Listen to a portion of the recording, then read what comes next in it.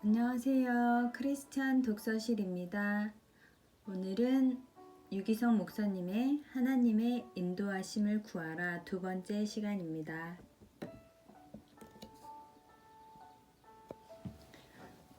본문을 읽도록 하겠습니다. 주님의 양이 되어가는 삶. 예수님이 내 양은 내 음성을 들으며 나는 그들을 알며 그들은 나를 따르느니라 라고 말씀하셨습니다. 우리는 이 말씀대로 살아야 합니다. 예수님이 목자이시고 나는 양입니다. 우리가 주님의 음성을 듣고 주님을 따라 살면 지금 이 시기가 평생 간증하게 되는 시기가 될 것입니다. 예수님이 그렇게 만드신다는 것입니다. 주님께서 친히 놀라운 약속을 하셨습니다.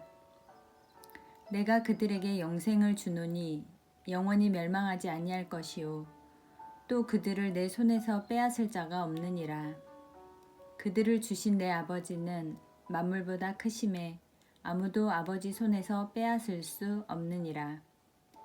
주님이 우리를 양이라고 말씀하신 이유는 하나님의 손에서 우리를 빼앗으려고 하는 존재가 있기 때문입니다.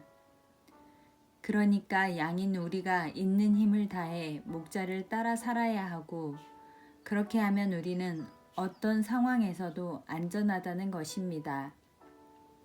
그냥 양이 아니라 주님의 양이 되어야 합니다.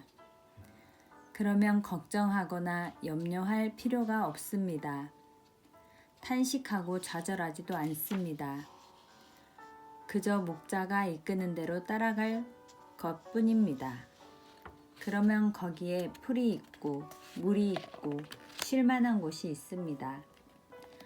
주위에 일이나 늑대가 있어도 안전합니다. 그것이 양의 삶입니다. 저는 예수 동행 일기를 쓰면서 내가 양이 되어가는구나 하고 깨달았습니다. 매일 일기를 쓰다 보니까 어느 하루도 흐지부지 끝내지 않습니다. 나의 하루를 주님 앞에 내어놓고 주님의 마음을 구하는 것이 제가 주님의 양이라는 증거였습니다. 매일 일기를 쓰면서 24시간 주님을 바라보며 오직 예수님만 원하고 예수님 한 분이면 충분하고 예수님이 이끄시는 대로만 살고 싶은 것이 양의 마음입니다. 일기를 계속 쓰며 살아보니 일기에 쓸 수 없는 일은 하지 못합니다. 그렇게 10여 년을 살아왔더니 저에게 무슨 능력이 있거나 재주가 있지 않은데도 하나님의 인도하심을 받으며 사는 간증이 제 삶 가운데 계속 생겼습니다.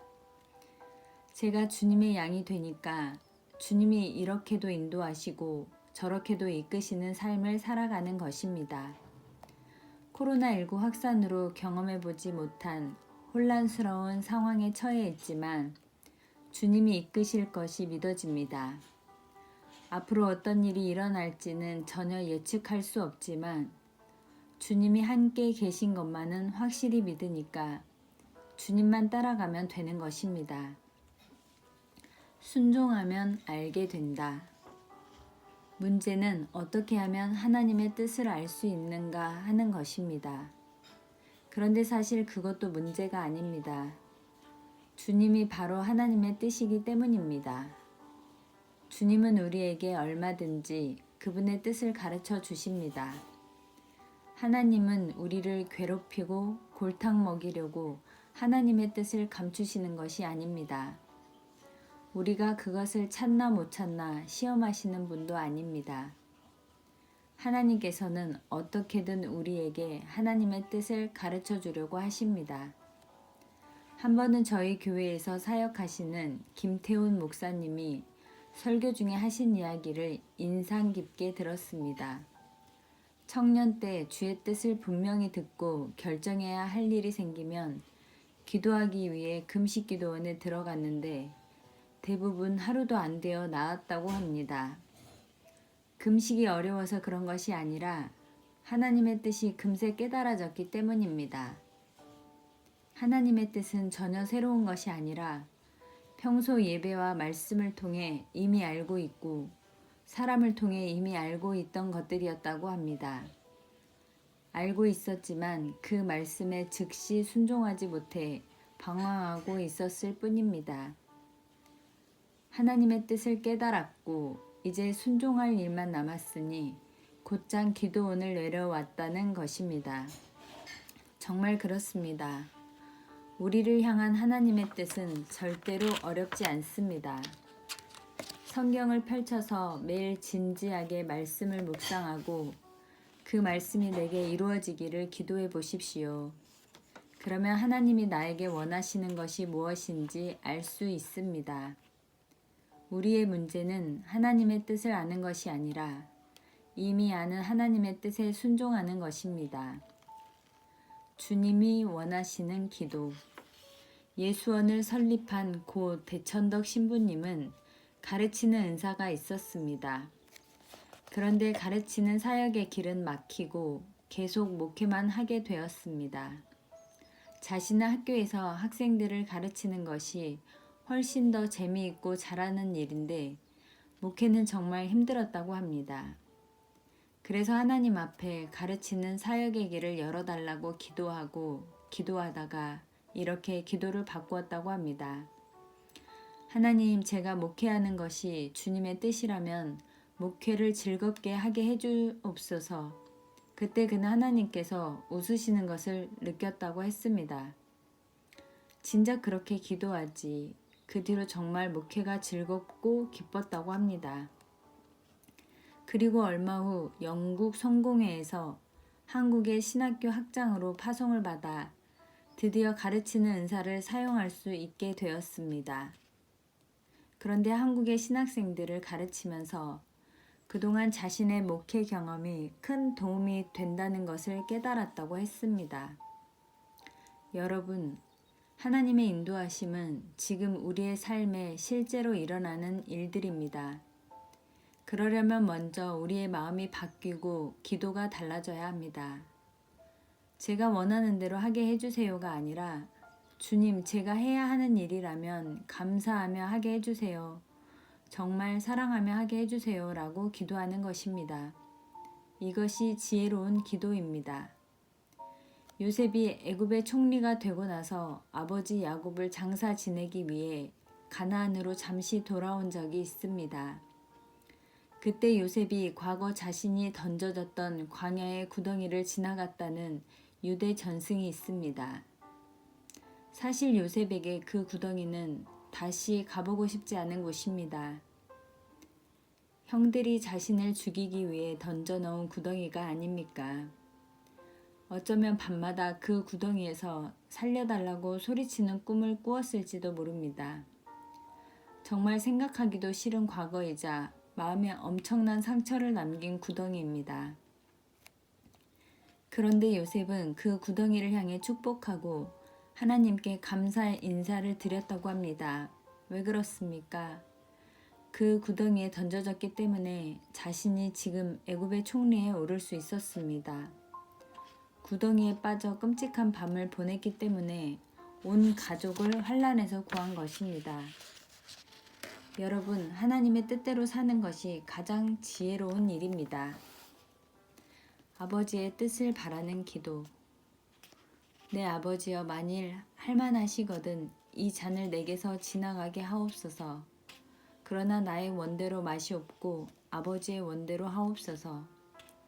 우리는 예수님이 겟세마네 동산에서 하신 기도를 해야 합니다. 우리가 사는 날 동안 단 한 번 기도할 기회가 주어진다면 이 기도를 해야 할 것입니다. 내 뜻대로 마시고 아버지 뜻대로 하소서. 그것만이 살 길입니다. 그것이 지혜입니다. 오늘도 우리 삶의 문제 해결은 여기서 나옵니다. 하나님께서 그 기도에 반드시 응답해 주십니다.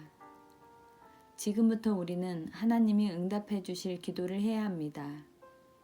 내 뜻이 아닌 아버지의 뜻을 바라는 기도를 드리면 개인의 문제, 가정의 문제, 일터의 문제, 교회의 문제를 하나님께서 명확하게 이끄실 것입니다.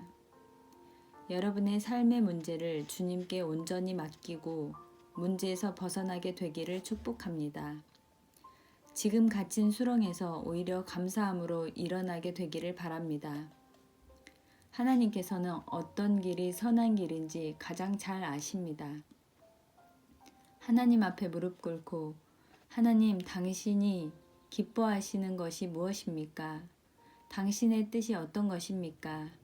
기도하며 하나님 우선, 하나님 제일로 사시기를 바랍니다.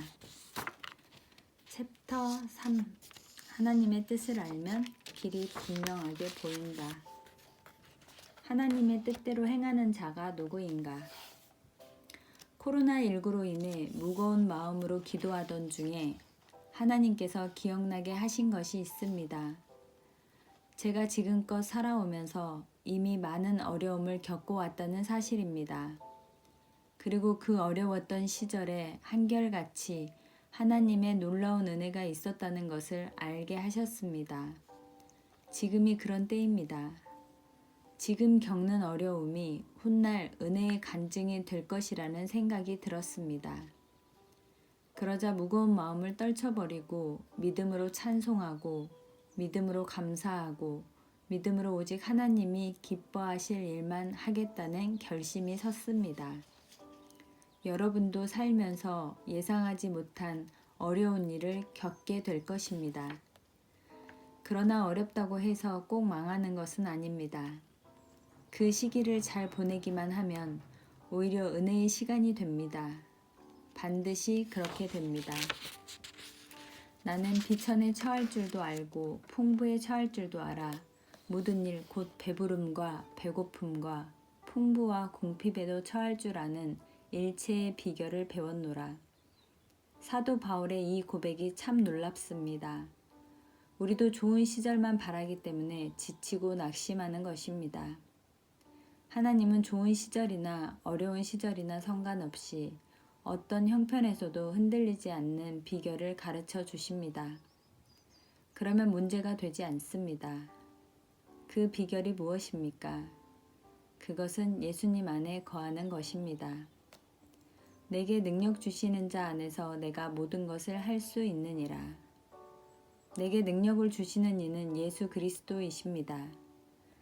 우리는 예수님 안에서 모든 것을 할 수 있습니다.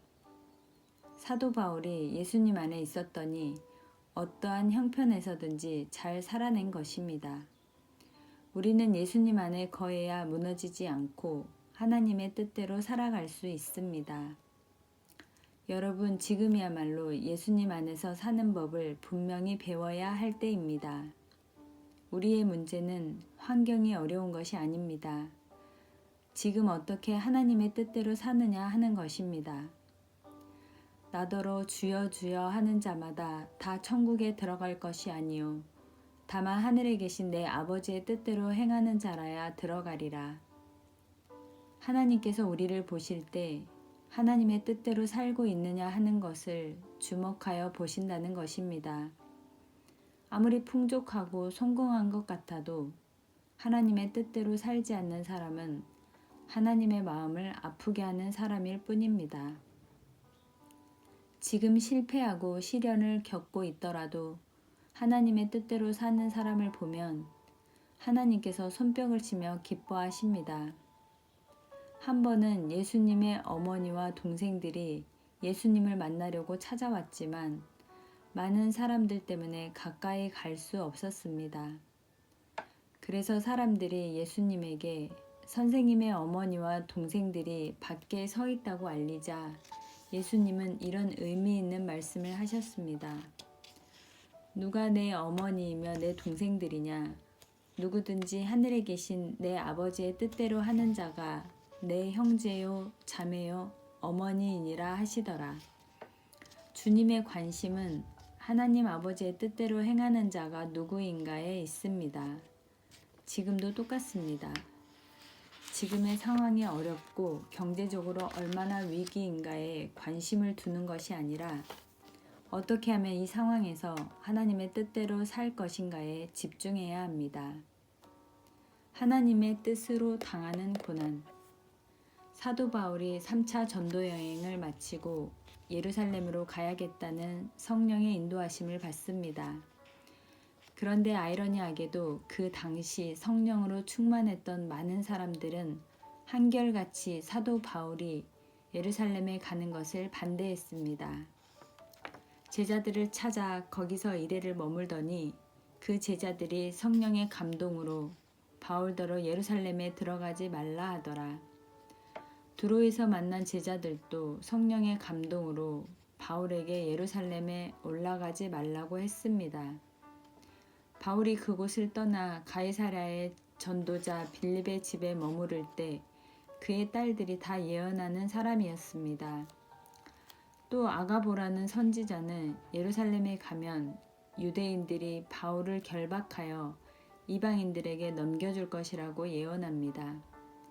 그 사람들은 다 성령 충만한 사람들이었습니다. 그러면 사도 바울이 성령을 거슬러 예루살렘에 가겠다고 한 것입니까? 아닙니다. 성령께서 사도 바울에게 예루살렘에 가지 말라고 하신 것은 아니었습니다. 사도 바울은 사람들의 말을 듣고도 예루살렘에 가고자 하는 마음이 변치 않았습니다. 물론 성도들이 성령의 감동을 받아 사도 바울의 예루살렘 행을 막았던 것은 사실입니다. 그런데 그것은 성령께서 사도 바울이 예루살렘에서 환난을 당하리라는 것을 미리 알게 하신 것이지 사도 바울이 예루살렘에 가지 못하도록 막으라고 알게 하신 것이 아니었습니다. 중요한 것은 성령의 감동에 대한 해석입니다. 성령의 감동을 받아도 해석을 어떻게 하느냐가 중요합니다. 다들 바울이 예루살렘에 가면 붙잡히게 되니 가지 말라고 해석하였지만 사도 바울의 해석은 달랐습니다.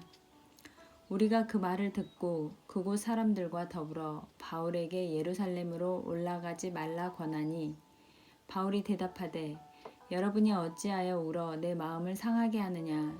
나는 주 예수의 이름을 위하여 결박당할 뿐 아니라 예루살렘에서 죽을 것도 각오하였노라 하니 사도 바울은 예루살렘에 가면 자신이 결박당할 것을 알고 있었습니다.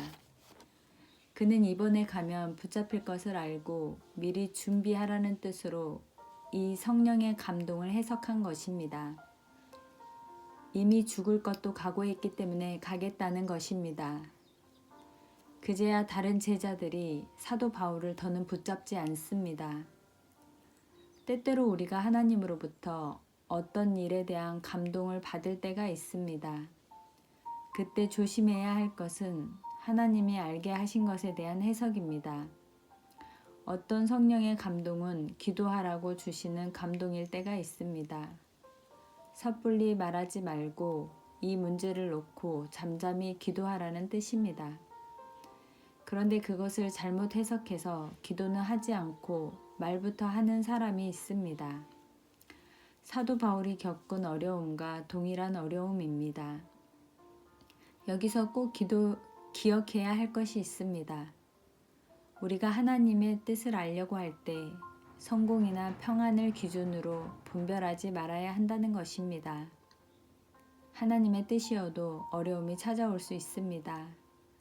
하나님의 뜻인데도 실패할 수 있고 고난을 겪을 수 있음을 인정해야 합니다. 그 점에 대한 분명한 마음의 결단이 있어야 합니다. 어려워도 좋고 실패해도 좋습니다. 하나님의 뜻이라면 저는 무조건 순종입니다. 이 마음이 있을 때 하나님의 뜻을 명확히 알게 됩니다. 실패하더라도 순종할 결단.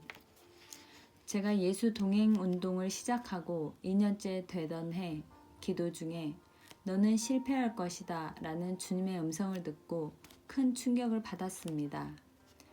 결국 안 되는 일인가? 이런 생각을 할 때 주님이 저에게 다시 물으셨습니다. 실패하더라도 계속 이 일을 하겠느냐? 저는 정말 혼란스러웠습니다. 실패할 거면 왜 해야 하나요? 이렇게 묻고 싶었습니다. 모든 것을 다 포기하고 24시간 주님을 바라봅시다. 예수 동행 일기를 써보세요. 라고 외치는 일이 그렇지 않아도 힘든데 하나님은 왜 힘을 빼시는지 답답했습니다. 그때 중요한 것이 깨달아졌습니다. 저에게는 정말 놀라운 일이었습니다.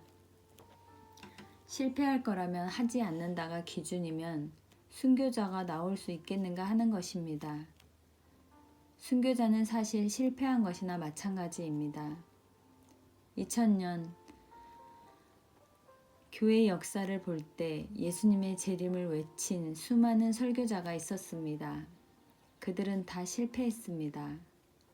주님은 아직 이 땅에 다시 오시지 않았기 때문입니다. 이처럼 나의 때에는 실패할 수 있습니다.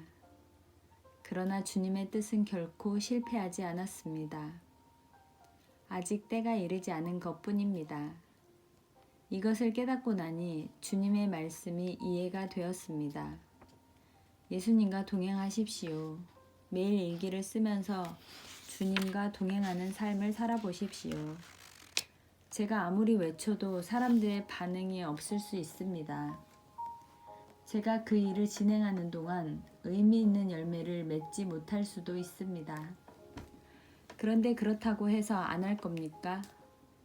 이 일은 주님이 기뻐하시는 일입니다. 예수님이 우리와 동행하신다는 것은 너무나 분명한 성경의 약속입니다. 이 약속에 눈이 뜨여야 제대로 된 신앙생활을 할 수 있습니다. 그러면 외쳐야 합니다. 사람들이 받아들이든 받아들이지 않든 따라오는 사람이 많든 적든 성경의 약속이니까 주님이 기뻐하시는 뜻이니까 외쳐야 합니다. 답이 명확해졌습니다. 그때 하나님 앞에 제가 눈물로 고백했습니다. 주님, 실패하더라도 저는 이 길을 가겠습니다. 혹시 사람들의 반응이 없어도 저는 계속 이 일을 하겠습니다. 주님께서 이 일을 100년에 걸쳐 이루시고 200년이 걸려 이루신다면 저에게는 실패일 것입니다. 그러나 반드시 그 일을 이루실 주님께는 실패가 아닙니다. 그런데 저는 다시 예수 동행 운동을 이어갈 수 있었습니다. 그런데 지난 10여 년을 돌아보니 깜짝 놀랄 만한 열매를 맺고 있습니다. 어떻게 이런 열매가 맺어지는 것일까 생각했더니 실패하더라도 가겠다고 결단하여 포기하지 않고 계속 할 수 있었기 때문임을 알게 되었습니다. 성공하면 계속하고 실패하면 안 한다라는 기준을 가지고 있었다면 아마 벌써 그만두었을 것입니다. 하지만 실패하더라도 이 길을 가겠다고 하나님께 약속했기 때문에 사람들의 반응이 있든 없든 저는 전하고 또 전했습니다. 그랬더니 안 될 것 같은 사람들도 참여하고 반응하기 시작했습니다. 하나님이 새로운 길을 열어주셨습니다. 그렇습니다. 하나님의 뜻을 정확히 알려면 실패할지라도 순종하겠다는 결단이 있어야 합니다. 코로나19로 달라진 상황을 맞이하고 보니 만일 그때 미리 준비하지 않았다면 지금 시작하기는 어려웠을 거라는 생각이 들었습니다. 하나님의 일은 사람의 일과 뚜렷이 다르다. 예수님이 제자들에게 십자가 순환과 부활에 대해 처음 말씀하셨을 때 이 말을 들은 베드로는 정색하며 절대로 그런 일이 일어나면 안 된다고 말했습니다. 예수님의 수제자가 예수님이 하신 말씀에 공개적으로 반대하고 나선 것입니다. 베드로가 예수를 붙들고 항변하여 이르되 주여 그리 마옵소서 이 일이 결코 주께 미치지 아니하리이다. 이때 베드로는 자신의 판단에 대하여 아무런 갈등이 없었을 것입니다. 자신이 잘하고 있다고 생각하였을 것입니다. 그 이유가 무엇입니까? 그는 하나님의 뜻에는 언제나 성공과 승리가 있고 평안한 길일 거라 생각하고 있었습니다. 그러니까 정작 하나님의 뜻이 드러났을 때 베드로가 오히려 예수님의 길을 가로막는 자가 된 것입니다. 예수님도 얼마나 답답하셨으면 베드로에게 이렇게 책망하셨을까요? 사탄아 내 뒤로 물러가라. 너는 나를 넘어지게 하는 자로다. 네가 하나님의 일을 생각하지 아니하고 도리어 사람의 일을 생각하는도다 하시고 하나님의 일과 사람의 일은 뚜렷하게 다릅니다. 우리 생각에 하나님의 일이라면 무조건 다 잘 되고 성공적이고 모든 사람들이 좋아할 거라고 믿지만 그렇지 않다는 것입니다. 핍박이 있고 방해도 있고 환난도 겪고 고난도 당할 각오를 해야 합니다. 성령의 이끄심을 받을 수 있는 사람들, 오직 성령이 각 성에서 내게 증언하여 결박과 환난이 나를 기다린다 하시나 내가 달려갈 길과 주 예수께 받은 사명 곧 하나님의 은혜의 복음을 증언하는 일을 마치려 하면은 나의 생명조차 조금도 귀한 것으로 여기지 아니하노라. 사도 바울은 자신이 결박을 당하고 환난을 당할지라도 그것이 무슨 상관이냐고 말합니다. 자신은 이미 죽을 각오를 했기 때문입니다. 하나님은 그가 어떻게 죽을 것인가에 대해서도 다 가르쳐 주셨습니다.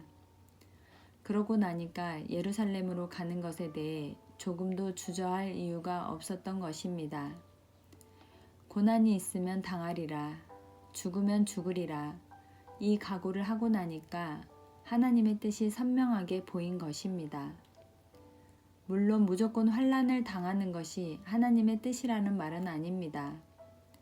바울도 베레아와 에베소에서 붙잡히지 않으려고 도망한 일이 있었습니다.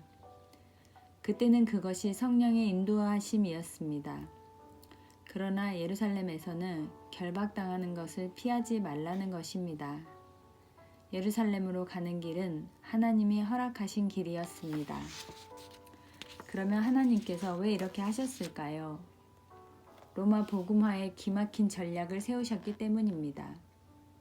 사도 바울은 예루살렘에서 로마 군인들에게 붙잡혀 그들의 보호를 받으며 로마로 향했습니다.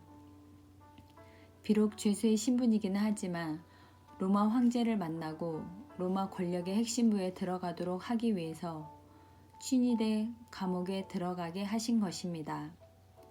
그렇지 않았다면 그 사람들과 만나는 것 자체가 어려웠을 것입니다. 하나님의 섭리가 정말 놀랍습니다.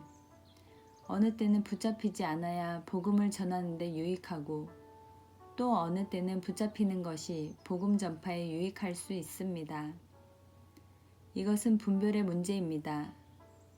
하나님께서 지금 그 자리를 피하라고 하시는지 붙잡히더라도 끝까지 그 길을 가라고 하시는지 분별하는 것이 우리의 과제입니다. 어떻게 하면 사도 바울처럼 그때그때 하나님의 뜻을 분별할 수 있습니까? 먼저 그 길이 실패나 고난의 길이라도 오직 하나님의 뜻대로 순종할 결단이 있어야 합니다. 그리고 평소 주님의 뜻대로 사는 삶을 훈련해야 합니다. 무엇이 하나님의 뜻인지 성령께서 분명히 인도하실 것을 믿어야 합니다. 너희는 거룩하신 자에게서 기름 부음을 받고 모든 것을 아느니라. 우리는 다 성령의 이끄심을 받을 수 있는 사람들입니다. 목사나 선교사만 주님의 뜻을 분별하는 것이 아닙니다. 모든 성도가 다 주님의 뜻을 분별할 수 있습니다. 예수 믿는 성도인 우리는 성령의 기름 부음을 받은 사람들로 성령께서 우리 마음속에 모든 것을 알게 해주십니다.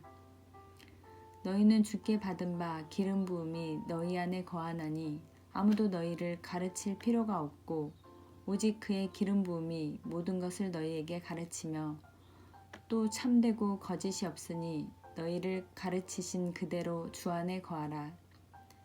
이 말은 누군가에게 가르침을 받지 말라는 뜻이 아닙니다. 모든 분별은 우리 안에 있는 성령께서 확인해 주십니다. 물론 목사님의 도움도 필요하고 신앙 선배의 분별도 필요하고 성경의 가르침을 받아야 할 때도 있습니다. 제자 훈련과 양육도 받아야 합니다. 그러나 다른 사람의 말을 듣고 하나님의 뜻을 최종 판단하는 것이 아니라는 점을 꼭 기억해야 합니다. 하나님의 뜻이 무엇인지 스스로 알 수 있도록 성령께서 이미 우리 안에 계십니다. 이제부터 작은 지시에도 순종한다는 마음을 가지면 주님의 인도하심을 알게 됩니다. 주님이 말씀하시면 즉각 순종. 한 권사님이 교회 게시판에 글을 올리셨습니다. 교회 특별 부흥회 주간에 박보영 목사님과 유종옥 사모님이 말씀을 전해주셨는데 그분들의 말씀을 듣다 보니 저분들처럼 하나님의 뜻을 잘 알고 하나님의 역사를 이루는 삶을 살 수 있으면 좋겠다는 생각이 들었다는 것입니다. 왜 나는 그렇게 안 될까? 저분들은 특별한 목사님이나 사모님이라서 그런가 보다 했는데 기도 중에 성령께서 그동안 자신에게도 종의 마음과 사랑의 마음, 섬김과 헌신의 마음을 계속해서 주셨다는 것을 깨닫게 하셨다는 것입니다. 그러면 나는 왜 그분들과 다를까 생각해 보니 그분들은 주님이 주시는 마음에 즉각 순종했고 자신은 그렇지 못했다는 차이가 있음을 알았다고 했습니다. 누구를 돕더라도 주님이 재정을 주시면 그 중에 얼마를 헌금하고 이웃을 돕겠다는 생각만 했다는 것입니다. 지금 할 수 있는 것은 하지 않고 하나님께 자꾸 더 달라고 보채는 어린아이 같은 믿음을 가지고 살았기 때문에 자신의 삶에는 그런 간증이 없었다는 것을 깨달은 것입니다. 그래서 내가 지금 할 수 있는 것은 무엇인가 생각해 보니 많은 생각이 떠올랐습니다. 눈물로 기도할 수 있고 가까운 성도에게 따뜻한 말 한마디를 전할 수 있고 아내에게 사랑한다고 말할 수 있고 공부하는 딸에게 애쓴다고 말할 수 있고 어려운 이웃을 위해 따뜻한 차 한 잔, 떡 한 조각을 나눌 수 있습니다. 내가 먼저 손을 내밀어 미안합니다. 제가 잘못했습니다. 저를 용서해 주세요 라고 말할 수 있었습니다. 지금까지는 주님께서 그 마음을 주셔도 순종하지 않았고 그러면 주님께서 주신 마음은 금세 사라져 버렸습니다. 그래서 이제는 주님께서 말씀하시면 바로 하자, 지금 하자 결단하셨다고 합니다. 저는 이 권사님의 고백에 감동이 되었습니다. 그렇습니다. 우리가 하나님의 뜻을 알고 그 뜻에 순종하는 일은 지금 당장 할 수 있고 또 해야 하는 일입니다. 그러면 놀라운 하나님의 역사를 경험할 수 있습니다. 우리는 하루 중 많은 순간에 주님의 인도를 받고 있습니다. 주님은 계속해서 가족과 주위 사람들에게 마음의 감동을 주시고 말씀하고 계십니다. 그때 즉각 순종해보면 깜짝 놀랄 일이 일어납니다. 그 일이 내게 쉬운지 어려운지 혹은 손해인지 이익인지 계산하지 않고 주님의 뜻일 거라는 마음이 조금이라도 든다면 무조건 순종해보는 것입니다. 주님이 내게 말씀하셨구나 싶으면 즉각 실행해 보십시오. 이런 삶을 사는 사람이 사도 바울처럼 정말 중요한 순간에 하나님의 인도하심을 받을 수 있습니다. 우리가 하나님의 뜻을 분별하고 경험하려면 좋다 싫다는 판단을 십자가에 못 박아야 합니다. 사도 바울은 예루살렘에 가면 환란이 기다린다는 것을 알면서도 좋은 길, 편한 길을 찾아다니는 마음을 버렸기 때문에 그것이 자신이 가야 할 길임을 알고 순종했습니다. 이방인을 위하여 복음 전하는 사도의 길을 가기로 작정하였습니다. 그러니 주위 사람들이 마음을 혼란케 하여도 본인에게는 그 길이 환히 보이는 것입니다. 저에게 맡겨주세요. 서울역에서 노숙인을 섬기는 소중한 사람들의 대표 유종옥 사모님의 간증입니다. 1989년 어느 봄 남편 목사님이 서울 종로에서 목회할 때 일입니다. 어느 날 병약해 보이는 남자 한 분이 초등학생 남매를 데리고 교회에 나오셨습니다. 몇 주 후에 그분이 교회에 등록하고 교인이 되었는데 집이 성남이었습니다. 성남에서 종로까지 매주 주일 예배를 드리러 왔습니다. 시간이 흘러 어느 무더운 여름 한 통의 전화가 걸려왔습니다. 그 집사님의 첫째 아이가 아주 다급한 목소리로 말했습니다. 사모님, 아빠가 쓰러지셨는데 숨을 안 쉬어요. 어떻게 해요? 급히 남편 목사님과 함께 집으로 찾아갔지만 그 집사님은 이미 세상을 떠난 뒤였습니다. 장례를 치러야 하는데 일가 친척에게 연락해도 연락이 닿지 않고 찾아오는 사람 하나 없었습니다. 교회에서 장례를 치러드렸는데 남겨진 두 아이가 문제였습니다. 아버지는 돌아가셨고 어머니는 어디에 있는지 모릅니다. 사모님이 아이들을 위해 기도하다가 문득 왜 이 집사님이 중병이 든 몸으로 성남에서 종로에 있는 교회까지 두 아이를 데리고 나와 예배를 드렸을까? 어쩌면 저 아이들을 맡아 잘 길러줄 새로운 부모를 찾고 찾다가 우리 교회까지 온 것은 아닐까? 우리 부부가 그 후보로 뽑힌 것이 아닐까? 거기까지 생각이 미치자 유종옥 사모님은 기뻐서 가슴이 뛰기 시작했다고 합니다. 저는 이 부분에서 잘 이해가 안 되었습니다. 정말 부담스러웠다고 해야 하는데 너무 기뻤다니 왜일까요? 사모님은 우리 부부를 그렇게 좋은 사람으로 보셨구나. 우리를 그렇게 믿으셨구나. 아이들을 맡길 만한 사람이라고 인정해 주셨구나. 그것이 너무 감사했다고 합니다. 그러면 우리가 거둬야지 하는 마음으로 남편 목사님에게 그 이야기를 나누자 남편도 등을 두드려주며 어찌 그리 귀한 생각을 했느냐고 자랑스러워 했다는 것입니다. 그 뒤 두 분이 그 아이들을 양자로 삼게 됩니다. 성령 하나님께서는 우리를 분명히 인도하시고 말씀하십니다. 우리에게 이 마음이 있다면 우리는 하나님의 뜻을 알게 됩니다. 하나님의 뜻이면 무조건 순종하겠습니다. 어떤 고난이 와도 하나님의 뜻대로 하겠습니다. 한 걸음 더 나아가 하나님 힘들고 어려운 일이 있으면 저에게 맡겨주세요. 바로 이 마음으로 기도한다면 주님이 얼마나 기뻐하실까요? 주의 일에 거룩한 욕심을 가지시기 바랍니다. 집안에 힘들고 어려운 일이 생기면 앞장서서 그 일을 감당하지 않겠습니까? 다름 아닌 하나님의 집의 일입니다. 하나님 집에 큰일이 생겼다면 팔을 걷어붙이고 앞장서야 합니다. 내 집 일인데 누구를 기다리겠습니까? 누구에게 맡기겠습니까? 바로 내가 해야 합니다. 주님이 그 일을 기쁘게 여기실 것입니다. 코로나19로 힘들고 어려울 때 여러분의 마음의 기준을 분명히 정하십시오. 좋고 나쁜 것, 마음에 드는 것을 기준으로 삼으면 안 됩니다. 성공이나 실패도 상관없습니다. 주님이 기뻐하시는 일이라면 무조건 좋습니다. 무조건 순종하겠습니다. 주님, 더 어려운 일을 제게 주소서. 꼭 이 마음을 가지고 지금 이때 하나님의 길을 제대로 찾아가시기 바랍니다. 하나님의 뜻을 알고 나면 길이 보입니다.